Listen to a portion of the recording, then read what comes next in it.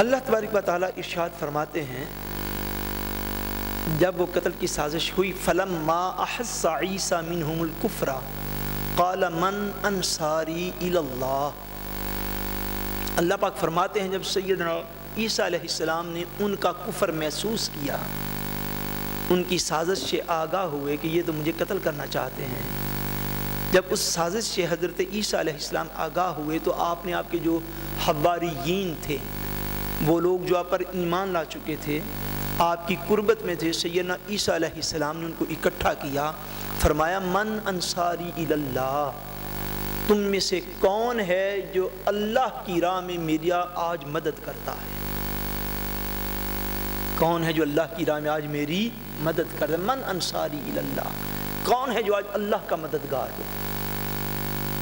اس کا لفظی ترجمہ کیا؟ کون ہے جو آج اللہ کا مددگار ہو؟ مراد کیا؟ اللہ تبارک و تعالیٰ تو کسی کی مدد سے پاک ہے، اس کو کسی کی مدد کی حاجت نہیں ہے۔ مراد کیا ہے کہ رسول کی مدد کرنا یہ ایسے ہی ہے گویا کہ تم نے اللہ کی مدد کر دی ہے۔ جس طرح رسول پر ایمان لانا ایسے ہے جیسا کہ اللہ پر ایمان لانا ہے۔ فرمایا من انصاری الی اللہ، کون ہے جو اللہ کی طرف آج میری مدد کرتا ہے؟ قال الحواریون نحن انصار اللہ، حضرت عیسیٰ کے حواری جو تھے جن کی تعداد میں نے عرض کی تھی 12 سے لے کر 19 تک ان کی تعداد آئی ہے، ان حواریوں نے کہا نحن انصار اللہ، حالات بڑے خراب ہیں، بادشاہ وقت یہودیوں کے ساتھ مل کر آپ کو قتل کرنا چاہتا ہے، صاف ظاہر ہے اگر آپ کو قتل کرنا چاہتا ہوگا تو جو آپ کے کلمہ پڑھنے والے ہیں ان کو بھی چھوڑے گا تو نہیں، مگر اللہ تبارک و تعالیٰ نے انہیں استقامت عطا فرمائی، جو ماننے والے تھے انہوں نے عرض کیا حضرت عیسیٰ علیہ السلام کی بارگاہ میں، عرض کی حضرت نحن انصار اللہ، ہم اللہ تبارک و تعالیٰ کے مددگار ہیں، یعنی مراد کیا کہ ہم اللہ کے نبی کے مددگار ہیں، اور کہ حضور ہم سے جو خدمت آپ لینا چاہیں ہم آپ کی بارگاہ میں حاضر ہیں، نحن انصار اللہ، ہم اللہ کے دین کے مددگار ہیں، ہم اللہ کے راستے میں آپ کے مددگار ہیں، آمنا باللہ، ہم اللہ پر ایمان لے آئے ہیں، مشہد بأننا مسلمون، اور اے اللہ کے پیارے نبی جناب عیسیٰ آپ بس گواہ رہیے گا کہ ہم مسلمانوں میں سے ہیں، آپ قیامت والے دن ہماری گواہی دیجیے گا اللہ کی بارگاہ میں کہ جب آپ کے اوپر مشکل وقت آیا تھا، جب بادشاہ نے آپ کو قتل کرنے کی سازش تیار کر لی یہودیوں کے ساتھ، بأننا مسلمون، ہم نے اس وقت آپ کا ساتھ دیا تھا، ہم مسلمان ہیں، ہم آپ کو ماننے والے ہیں، آپ گواہی دیجیے گا رب کی بارگاہ میں۔ پھر انہوں نے آگے دعا کی، اللہ تبارک و تعالیٰ فرماتے ہیں کہ وہ ساری پلاننگ جو انہوں نے کی یہودیوں نے، وَمَكَرُوا وَمَكَرَ اللَّهُ، فرمایا انہوں نے مکر کیا، انہوں نے کیا کیا؟ بولیے، مکر کیا انہوں نے، یہودیوں نے۔ مکر کی تعریف میں عرض کر دوں، مکر کسے کہتے ہیں؟ مکر کہتے ہیں خفیہ طور پر کسی کو نقصان پہنچانے کی کوشش کرنا، انڈر گراؤنڈ کسی کو نقصان پہنچانے کی کوشش کرنا، اس کو کہتے ہیں مکر کرنا۔ دوسری تعریف بھی میں عرض کر دیتا ہوں، دوسری تعریف اس کی یہ ہے کہ مکر کہتے ہیں کہ ظاہری طور پر، کیا ظاہری طور پر کسی بری چیز کو اپنی زبانی باتوں کے ذریعے اچھا ثابت کرنا۔ یہ بات بڑی سمجھنے والی ہے۔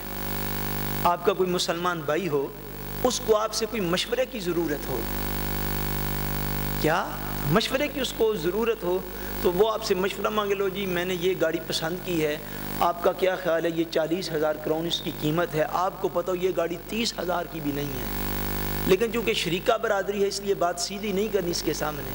یہ ہماری کمزوریاں ہیں نا، یہ اخلاقی کمزوری، بدترین کمزوری ہے۔ چونکہ یہ شریکہ برادری ہے اس لیے اس کے سامنے کہتے رہنا نہیں نہیں یہ تو 50 کی لگتی ہے، یہ مکر ہے۔ یہ بات یاد رکھیں، یہ کیا ہے؟ یہ مکر ہے کہ ایک غلط بات کے اوپر الفاظ کا جامہ پہنا کے زہر کے اوپر شہد کا لیبل لگا کے، ہو تو زہر مگر اس کے اوپر شہد کا لیبل لگا لیا، ہو شراب اس کے اوپر کولے کا لیبل لگا دیا، روح افزا کے اوپر لیبل لگا دیا، سولو کا لیبل لگا دیا، یعنی باتوں سے غلط بات کو درست ثابت کرتے رہنا، یہ مکر ہوتا ہے۔ یہ کیا ہوتا ہے؟ مکر ہوتا ہے۔ اللہ تبارک و تعالیٰ معافی دے، ہمارے ہاں شاید یہ بھی بڑا عام ہے۔ ہم لوگ کسی کو درست مشورہ دینے کے بھی روادار نہیں. ہم سے کوئی مشورہ مانگ لینا تو یاد رکھیے گا نبی کریم صلی اللہ علیہ وسلم کا فرمان اقدس ہے. حضور نے فرمایا کہ مشورہ دینے والا امین ہوتا ہے. اگر کوئی کسی سے مشورہ کوئی مانگے تو مشورہ دینے والا کیا ہے؟ اس کے پاس امانت ہے. وہ اگر کسی نے آپ سے مشورہ مانگیا پھر آپ امین ہیں، امانت دار ہیں، پھر جو کچھ آپ کو اللہ تبارک و تعالیٰ نے اس معاملے میں عرفان، تجربہ، علم عطا کیا ہے، پھر آپ اس کے مطابق مکمل طور پر درست رائے اگلے بندے تک پہنچا دے. باقی نفع نقصان کا مالک اللہ تبارک و تعالیٰ خود ہوتا ہے. لیکن مشورہ دینے میں کبھی بھی غلطی نہ کریں، اس لیے کہ حضور نے فرمایا مشورہ دینے والا امین ہے، وہ امانت دار ہے. مکر کی باتیں نہیں کرنی چاہیے. ایک مومن کو دوسرے کے ساتھ مکر کی باتیں نہیں کرنی چاہیے. مکر اس کو کہتے ہیں کہ خفیہ طور پر کسی کو نقصان پہنچانے کی کوشش کرنا. یہودیوں نے سیدنا عیسیٰ علیہ السلام کے خلاف مکر کیا، یعنی آپ کو دھوکے کے ساتھ معاذ اللہ آپ کو شہید کرنا چاہا، آپ کو قتل کرنا چاہا. اللہ تبارک و تعالیٰ فرماتے ہیں وَمَكَرُوا وَمَكَرَ اللَّهُ، ان یہودیوں نے بھی مکر کیا، انہوں نے مکر کیا اور اللہ تبارک و تعالیٰ نے سیدنا عیسیٰ علیہ السلام کو بچانے کی خفیہ تدبیر فرما دی. واللہ خیر الماکرین فرمایا. اور یاد رکھنا جب اللہ تبارک و تعالیٰ خفیہ تدبیر فرماتا ہے تو اس سے بڑھ کر کوئی خفیہ تدبیر نہیں کر سکتا.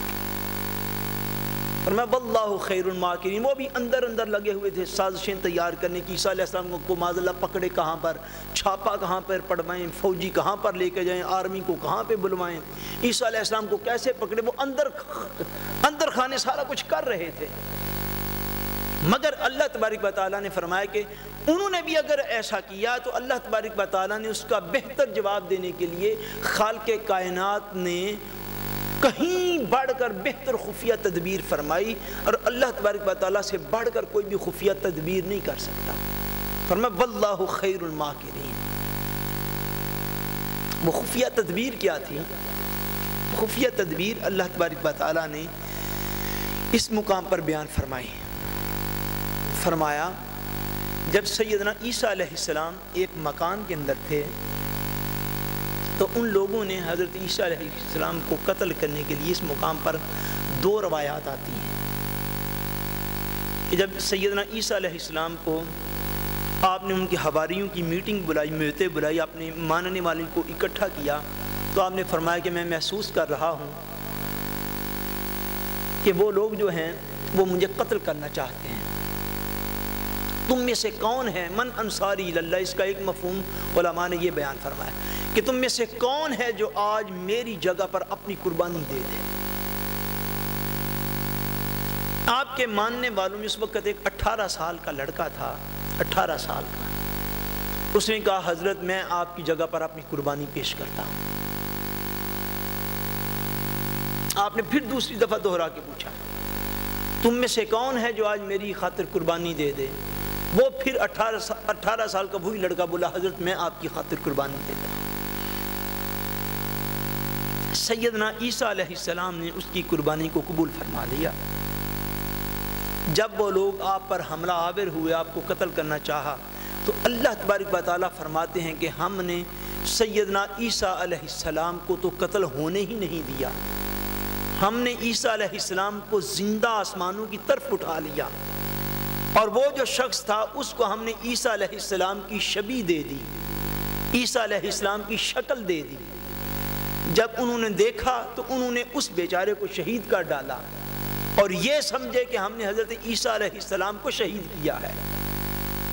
اور دوسری جو علماء تفسیر نے روایت بیان کی وہ اس طرح ہے کہ وہ شخص جو قتل کرنے کے لیے آیا تھا حکومت اور بادشاہ کی طرف سے، اس کا نام یہوذا تھا. کیا نام؟ یہوذا اس کا نام تھا. وہ جب آیا تو اس کمرے کے اندر جہاں پر ان کو اطلاع تھی کہ عیسیٰ علیہ السلام یہاں پر آئے ہیں، تشریف فرما ہیں، جب اس کمرے میں گیا تو اس کے جانے سے پہلے اللہ تبارک و تعالیٰ نے حضرت عیسیٰ علیہ السلام کو اوپر اٹھا لیا. جب وہ کمرے سے نکلا باہر تو اسی کے اوپر اللہ تبارک و تعالیٰ نے سیدنا عیسیٰ علیہ السلام کی شبیہ ڈال دی. عیسیٰ علیہ السلام کی